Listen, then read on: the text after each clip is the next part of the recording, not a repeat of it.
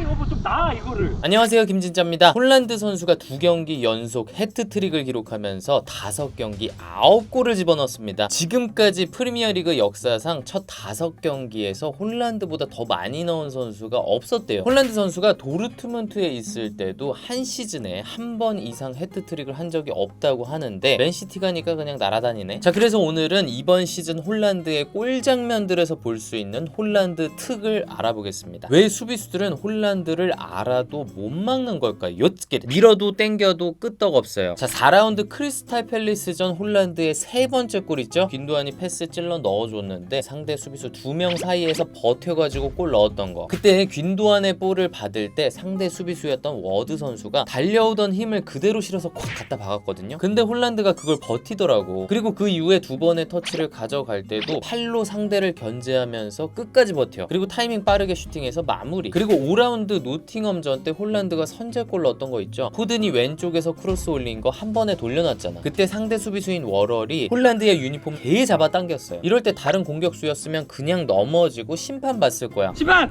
파울 아니에요? 근데 홀란드는 그냥 뚫고 나갑니다. 같이 유니폼 잡고 버티다가 순식간에 벗어나는 거야. 피지컬이 워낙 헤비급이니까 이거 힘이 좀 세요. 게다가 뿌리치고 도망가는 벗어나는 속도도 개빨라. 아니 이러니 알고도 막을 수가 없지. 잡아도 이거 도망가는데. 그 요즘에 선수들이 많이 하는 훈련 있잖아요. 뒤에서 이렇게 잡아주고 스프린트하는 훈련, 그리고 허리춤에다가 밴드 같은 거 하고 옆으로 나가는 훈련, 그런 거 홀란드가 하면 지릴 것 같아. 힘이 오지게 세가지고. 그리고 아까 말씀드렸던 그 골 장면에서 재밌는 게 홀란드가 상대 수비수를 잡잖아요. 이게 유니폼을 잡고 버티려고 하는 것도 있지만 상대 수비수랑 공이랑 멀리 떨어뜨려 놓으려고 하는 것도 있습니다. 그러니까 공은 저쪽에서 오니까 팔로 잡고 있으면은 이 선수가 이거 공을 못 건드리잖아. 거리두기 하는 거죠. 요즘에 코로나 다시 심해졌잖아. 점프력. 자, 5라운드 노팅엄전에서 홀란드가 세 번째 헤더골 넣을 때 높이가 어마어마했죠. 옆에 있던 선수들도 다 센터백이었어요. 굉장히 거구였단 말이죠. 근데 머리 하나가 그냥 위에 있더라고. 홀란드가 그렇게 높이 뛰니까 헤더를 갖다 박는 게 가능했어요. 여기서 갖다 박는 게 굉장히 중요합니다. 왜냐면 골대랑 굉장히 거리가 가까웠잖아요. 그럴 때는 점프를 뛰어가지고 최정점에서 헤더를 딱 갖다 박아야지 제대로 꽂을 수가 있어. 저처럼 키도 작은 놈이 이렇게 점프해가지고 올라가는 도중에 이렇게 살짝 빗맞으면 공이 위로 떠버리거든요. 와, 근데 홀란드는 높이 뛰니까 수월하게 갖다 박죠. 하도 높이 뛰니까 채공 시간도 어마어마하더라. 재밌는 게 홀란드 선수가 10대 때 노르웨이의 몰데라는 팀에 있었어요. 근데 그때 감독이 솔샤르였어. 그리고 그때 솔샤르가 홀란드한테 이런 말을 했대요. 너 있잖아, 헤딩 되게 못한다. 그래가지고 홀란드가 빡쳐가지고 이렇게 얘기했대요. 아씨, 감독님 말씀에 동의합니다. 그 이후에 홀란드가 헤더 연습을 오지게 했대요. 결국 잘하게 됐네요. 밸런스 다 잃어도 감각적. 자, 5라운드 노팅엄전 선제골 있죠? 포든이 왼쪽에서 올렸는데 감각적으로 돌려놨던 거. 그때 그 돌려놓는 감각이 어마어마했습니다. 또 포든의 크로스가 공중으로 바로 온 게 아니고 홀란드 바로 앞에서 한번 바운드가 됐어요. 이렇게 바로 앞에서 바운드 되면 컨트롤하기 쉽지 않잖아요. 근데 그게 아무리 어렵다고 해도 옆에 수비가 없을 때, 훈련할 때 이런 상황이 오면 홀란드처럼 돌려놓을 수 있는 선수 전 세계에 엄청 많을 거예요. 한 500만 명? 근데 바로 옆에 수비수가 잡아 끌어가지고 밸런스가 다 무너졌는데도 이렇게 발끝으로 감각적으로 돌려놓는다? 이런 거 할 수 있는 선수는 내가 볼 때 전 세계에 한 5명? 홀란드, 벤제마, 레반도프스키, 케인, 김주원. 피지컬이 쩌는 이유. 자, 홀란드의 피지컬 완벽합니다. 키 크지, 힘 좋지, 점프력 좋지, 밸런스 좋지, 민첩하지. 아니 도대체 어떻게 이런 피지컬을 가질 수 있었을까요? 누구한테 물려받은 거야? 사실 홀란드의 아버지가 과거 노팅엄, 리즈, 맨시티에서 뛰었던 알프잉의 홀란드라는 건 많은 분들이 알고 계시는 사실이죠. 그런데 사실은 홀란드의 엄마가 홀란드 피지컬에 큰 영향을 미친 것 같습니다. 홀란드 어머님의 성함은 그리마리타 브라우트라는 분인데요. 이분이 무려 헵타슬릿이라고 육상 7종 경기 선수였어요. 철인 3종은 들어봤어도 7종은 처음 들어보네. 이게 어떤 종목들을 하는 거냐면요, 먼저 100m 허들, 그리고 200m 달리기, 800m 달리기, 높이 뛰기, 멀리 뛰기, 투포환, 창 던지기, 이렇게 7개예요. 대단하죠? 단거리도 뛰고 중거리도 뛰고 점프도 위로 하는 거 앞으로 하는 거 다 하고 상체 근육까지 씁니다. 이 말도 안 되는 피지컬이 어머님의 영향이 컸던 거야. 그리고 홀란드가 어릴 때부터 동네 친구들하고 축구를 엄청 했는데 그때 축구만 한 게 아니고 골 골프, 육상, 핸드볼 이런 것들도 같이 했대요. 이렇게 다양한 스포츠를 섭렵한 것이 홀란드의 축구 선수답지 않은 피지컬 거기에 영향을 미쳤을까요? 아무래도 영향이 좀 있었겠죠. 빠른 주변 인식. 자, 홀란드 선수가 5라운드 노팅엄전에서 두 번째로 넣었던 골 있죠. 그때 홀란드 선수가 균도안의 전진 패스를 받을 때 상대 골대를 등지고 있었거든요. 그리고 균도안의 전진 패스가 굉장히 강했어요. 그런데 그 강한 패스가 오는 도중에 오른쪽에 포든이 침투하는 걸 살짝 봅니다. 그리고 패스 받고 포든 앞쪽으로 아주 섬세하게 연결해줬죠. 야, 홀란드는 어떻게 이걸 봤을까? 만약에 반대쪽으로 전개를 했다면 찬스가 나오기 힘들었을 거예요. 그쪽으로 침투하는 시티의 공격수들이 없었거든. 그리고 4라운드 크펠전 홀란드의 세 번째 골 있죠? 균도안이 찔러준 거 수비수 2명 사이에서 버텨가지고 골대 구석으로 밀어 넣었던 거. 그때도 균도안이 찔러준 패스가 가고 있는 동안에 뒤에서 달려오던 워드 선수를 싹싹 두 번 체크하더라고요. 빠른 주변 인식. 자, 이렇게 빠르게 주변을 인식해서 뒤에서 수비가 쫓아오는 거 보니까 판단을 할 수 있게 되는 거죠. 아, 지금 볼이 저렇게 오고 있으니까 수비수가 뒤에서 와도 내가 몸 집어넣으면 내 볼로 만들 수 있겠다.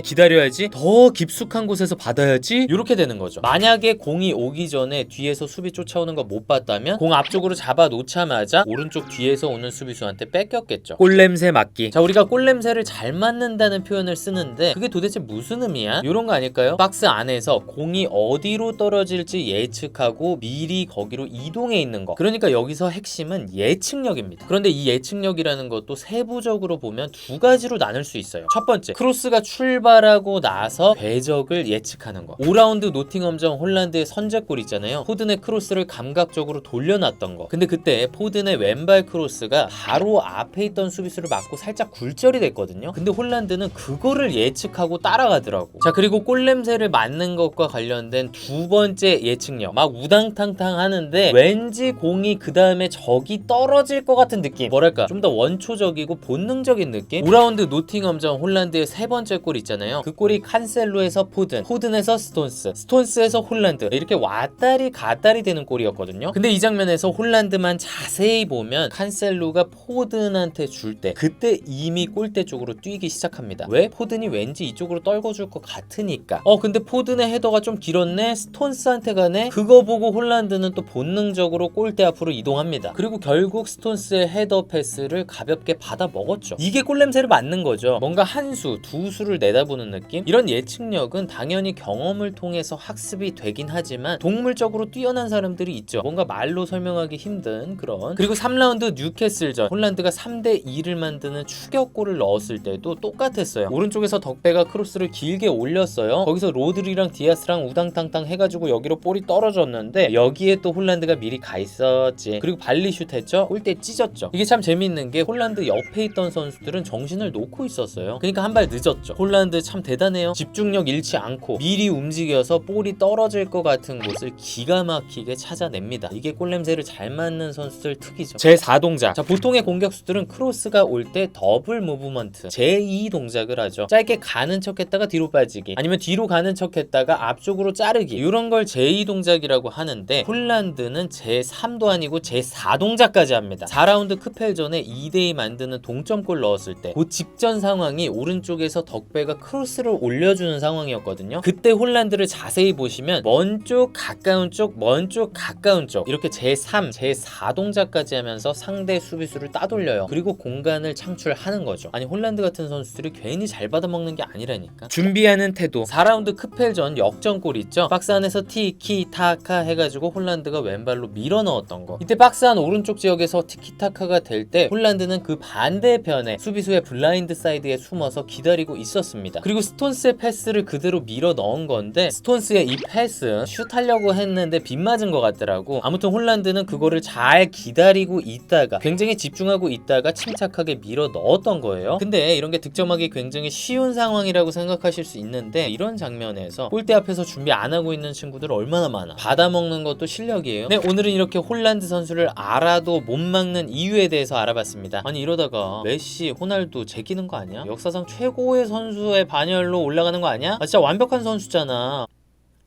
외모도 그렇고. 자, 무튼 홀란드 선수 이번 시즌 다치지 말고 꾸준하게 골 많이 넣어줬으면 좋겠습니다. 뭔가 역사적인 골 레이스를 직접 목격하는 것도 나쁘지 않을 것 같아. 설마 3경기 연속 해트트릭은 아니겠지? 네, 오늘은 여기까지 하겠습니다. 저는 또 다음 축구 컨텐츠에서 뵙겠습니다. 감사합니다. 뿅! 아 이거 뭐 좀 놔 이거를. 막판에 놔. 아 아파. 끝까지 하라고. 아 아파.